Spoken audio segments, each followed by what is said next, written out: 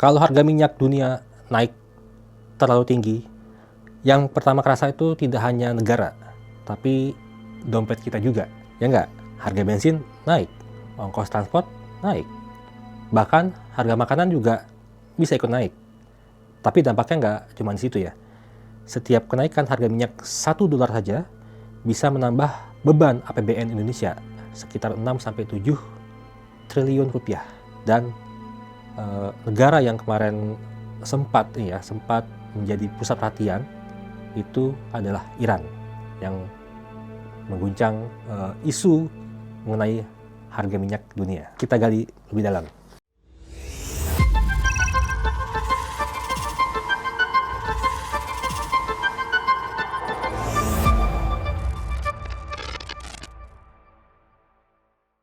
Banyak orang mengenal Iran hanya dari berita konflik.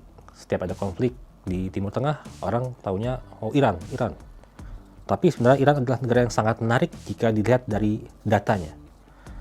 Populasinya lebih dari 90 juta orang, bandingkan dengan Indonesia yang sekitar 250 juta. Negara ini juga menyimpan sekitar 10% cadangan minyak dunia atau tertinggi keempat di dunia, dan 15% cadangan gas global atau tertinggi kedua dunia.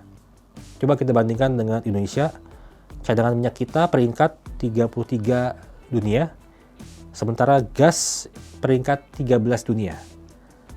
Artinya Iran itu adalah salah satu pemain energi terbesar di planet ini. Tapi ada fakta lain yang jarang diketahui orang. Iran juga memiliki sistem pendidikan sains yang sangat kuat. Bahkan sekitar 70% lulusan bidang sains dan engineering di Iran adalah perempuan. Bandingkan di Indonesia, kalau sains engineering kita mungkin melihat dulu di zaman saya itu kebanyakan laki-laki ya. Sedangkan di Iran malah kebalikan, kebanyakan adalah perempuan. Lalu tingkat literasi dasarnya untuk membaca dan menulis, wanita kelompok usia 10-49 tahun juga telah melonjak menjadi 96% pada tahun 2023. Padahal dulunya itu hanya 35% di tahun 1976. Namun di sisi lain, Iran juga mengalami fenomena istilahnya brain drain. Brain drain besar-besaran di mana banyak tenaga ahli dari Iran justru bekerja ke luar negerinya akibat kondisi sosial dan ekonomi dalam negeri yang tidak menguntungkan. Jadi Iran adalah negara yang unik, kaya sumber daya energi, SDM-nya bagus, tapi juga penuh dinamika sosial dan ekonomi. Menariknya lagi, Iran tuh sangat digital.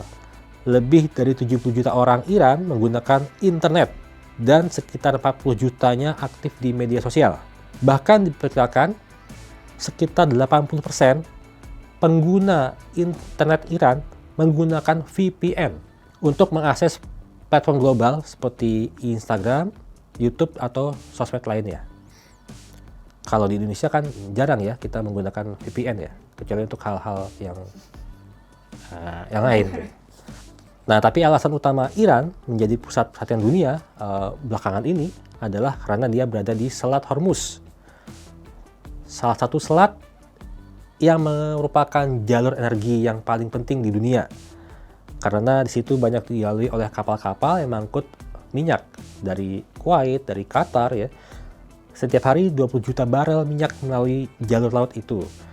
Ini sekitar 20% dari pasokan minyak dunia. Jika jalur ini terganggu, misalnya ditutup oleh Iran, maka dampaknya bisa langsung terasa secara global. Dan sejarah menunjukkan bahwa gejolak Iran memang sering mengguncang harga minyak dunia. Contohnya pada revolusi Iran tahun 79, produksi minyak Iran turun sekitar 4,8 juta barel per hari. Akibatnya harga melonjak dari sekitar $13 menjadi lebih dari $34. Jadi hampir 2 kali lipat. Tidak lama kemudian ada perang Iran dan Irak tahun 80-an, kembali membuat harga minyak kembali melonjak waktu itu menjadi $39 per barel. Karena itu ketika konflik memanas di Iran seperti yang kemarin terjadi, pasar energi dunia langsung bereaksi, harga minyak langsung melonjak. Dan bagi Indonesia dampaknya terasa bisa menjadi nyata.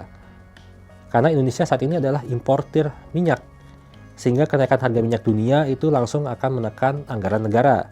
Jika harga melonjak terlalu tinggi, maka pemerintah harus memilih antara menaikkan subsidi, menambah defisit, atau menaikkan harga energi. Seperti yang pernah terjadi tahun 2022, waktu itu kan gara-gara Rusia dan Ukraina ya. Rusia menyerang Ukraina, terjadi perang di sana, terjadi konflik, harga minyak tembus $100 per barel. $100 US per barel.